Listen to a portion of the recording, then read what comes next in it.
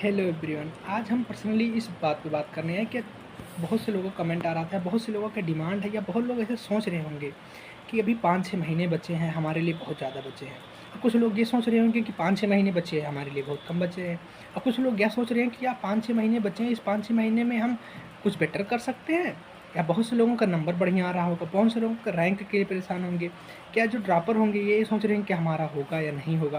या कुछ लोग ये सोच रहे होंगे क्या इसमें हम अपना रैंक बढ़ा सकते हैं या नंबर बढ़ा सकते हैं। कुछ लोग कहेंगे कि जब नंबर हम बढ़ा सकते हैं तो रैंक क्यों नहीं बढ़ा सकते। रैंक बढ़ाने में, नंबर बढ़ाने में अलग अलग बात है। और नंबर बढ़ाने के लिए पढ़ना ज़रूरी है और रैंक बढ़ाने के लिए एग्जैक्ट माइंडसेट होना चाहिए, एग्जैक्ट स्ट्रेटजी होनी, एग्जैक्ट टाइम शेड्यूल होना चाहिए, एग्जैक्ट टाइम मैनेजमेंट होना चाहिए। इस बार हम आपकी पर्सनल एक्सपीरियंस से बात करें, 2025 में आता सभी को था। बहुत से लोग ऐसे थे जिन्हें समय मिलता तो बहुत ज़्यादा अच्छा कर सकते थे, बहुत ज़्यादा रैंक ला सकते थे, लेकिन उन्हें एग्जैक्ट टाइम नहीं मैनेज कर पाए। इस 2025 में जिन्होंने टाइम मैनेज की प्लस कंसिस्टेंसी बनाए रखे, उन्होंने बहुत अच्छा रैंक लेकर आया। तो आज हम ये बात करना चाहते हैं, जो हमारा थोड़ा सा समय बचा है इसमें क्या हम अपना टाइम बढ़ा सकते हैं या टाइम तो नहीं बढ़ा सकते। क्या हम अपना रैंक बढ़ा सकते हैं? जी हाँ, यस, आप ज़रूर रैंक बढ़ा सकते हैं, लेकिन कैसे? आप पढ़ाई कर रहे हैं, अच्छी बात है। आप रेगुलर पढ़ाई कर रहे हैं, बहुत अच्छी बात है। आप नंबर बढ़िया लेकर आ रहे हैं, अच्छी बात है। लेकिन आप रैंक कैसे बढ़िया लेकर आएँ? रैंक के लिए proper strategy, proper time table, proper सब कुछ फॉलो करना पड़ेगा। इसमें डिप्रेशन देखो, इस समय ठंडी आ रही है। इस समय ठंडी में सबको नींद लगती है, हमें भी लगती है, तुम्हें भी लगती है, सबको लगेगी। इस समय काफ़ी लोग सो जाते हैं और काफ़ी लोग को ऐसा लगता है कि यार अभी ठंडी है, अभी थोड़ा-थोड़ा पढ़ते हैं, बाकी फिर गर्मी आएगी फिर पढ़ लेंगे। गर्मी आएगी तो आपका पेपर आ जाएगा। इसलिए इस समय क्या करना, हम इस पर्सनली इस बात पे बात करना चाहते हैं। आप इनऑर्गेनिक, ऑर्गेनिक, फिजिकल केमिस्ट्री और फिर बायोलॉजी या जो फिजिक्स पढ़ रहे हैं, आप जैसे पढ़ रहे हो उसे पढ़िए, कम से कम 5-6 घंटा पढ़िए। हम आप पर्सनली टेस्ट पे बात करना चाहते हैं, टेस्ट में क्या किया जाए। हम जैसे टेस्ट में करते थे, हम सबसे पहले आप जाइए टेस्ट उठाइए, उसे शुरू से शुरू करिए। शुरू करना नहीं है लगाना, शुरू से पलटते जाइए, पलटते जाइए, पलटते जाइए। आप जब बायोलॉजी पे पहुँचे, अब फिर भी नहीं रुकना आपको, आप पूरा पेपर एक बार देखना है। पूरा पेपर आप देखने से 2 माइंड सेट आ सकता है। या तो आप देखेंगे चित्र देख, मतलब जैसे डायग्राम देखे या कोई सवाल देखे, देखते गए लास्ट में आपको ये आएगा कि लगता है आज पेपर कठिन है, या कभी-कभी ये आएगा कि लगता है आज पेपर सरल है। लेकिन आपको करना क्या, आप लास्ट में पूरा पेपर एक बार देखिए। इससे 2 फ़ायदा होगा, या तो हो सकता है पेपर में कहीं मिस्टेक हो, कोई चीज़ अनप्रिंटेड हो तो आप पेपर चेंज करते हैं। पेपर उसी समय आप बता सकते हैं कि पेपर में हमारी ये दिक्कत है। या दूसरा काम आपको क्या देख लेंगे कि आप पेपर ईज़ी है या सरल है, आप ये देख लेंगे तो आपके माइंडसेट में आ जाएगा कि हमें कैसे अप्रोच करना। और 2025 में सबसे बड़ी बात यही थी कि पेपर को कैसे अप्रोच करना है। जिसको ये समझ में आ गया उसने बाजी मार ले गई। फिर आपको क्या करना, जब आपको पूरा पेपर देख लें, फिर आप तुरंत बायोलॉजी से शुरू करिए। अब बायोलॉजी से आपको माइंडसेट में आ गया कि हमें कैसे शुरू करना है, स्लो शुरू करना है, तेज़ शुरू करना है। आप एवरेज बायोलॉजी को कम से कम 40 मिनट दीजिए। 40 मिनट में आपको बायोलॉजी खत्म कर देनी है, ये मान के। लेकिन 40 मिनट में आपको सभी नहीं खत्म कर देना। बायोलॉजी आप करते हैं, जिस पे डाउट आता जाए उसे गोला मारते जाइए। कम से कम 10 क्वेश्चन तो आपके डाउट आएंगे, लेकिन अब उसके बाद और क्लियर हो जाएंगे। यदि आपको 80 क्वेश्चन, 70 क्वेश्चन एक राउंड में क्लियर हो तो सबसे बड़ी बात है, तो आप ये करिए।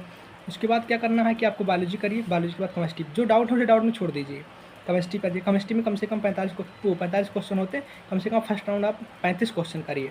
35 क्वेश्चन आप करते जाइए, जो डाउट है उसे गोला मारते जाइए, जो नहीं आ रहा है उसे छोड़ते जाइए। लेकिन रुकना नहीं है, आपको रुकना नहीं है, आप करते जाइए। उसके बाद जैसे फिजिक्स पे आ जाइए, फिजिक्स पे आप जो नहीं आ रहा उसे तुरंत छोड़ दीजिए, जो नहीं आ रहा तुरंत छोड़िए उसमें, लेकिन नहीं समय नहीं देना, क्योंकि हर क्वेश्चन को आपको कम से कम 1 मिनट, ज़्यादा से ज़्यादा 2 मिनट, 2 मिनट से ज़्यादा समय नहीं देना है। उसके बाद आप क्या करिए, फिजिक्स आप लगाते जाइए, जो नहीं आता छोड़ते जाइए। इस प्रकार आप कम से कम 130 क्वेश्चन, 40 क्वेश्चन ऑन एवरेज कर ले जाएंगे। अगर जो आप 130 क्वेश्चन, 40 क्वेश्चन कर ले जा रहे हैं, उसके बाद आप क्या करिए, आपको जिसको श्योरिटी वही करिए।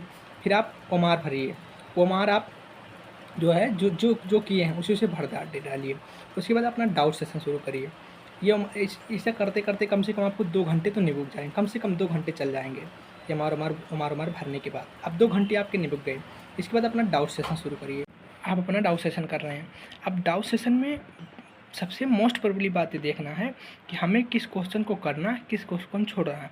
2025 में सबसे बड़ी बात ये थी, जिस बच्चे ने ये सोच पाया, जिस भाई ने ये सोच पाया कि हमें छोड़ना है, जिससे ये मन में आ गया कि हमें छोड़ना है, उसने पार कर ली। और जिसने ये सोच में आया कि मैंने 720 में 720 लेना, उसने अटके रह गए।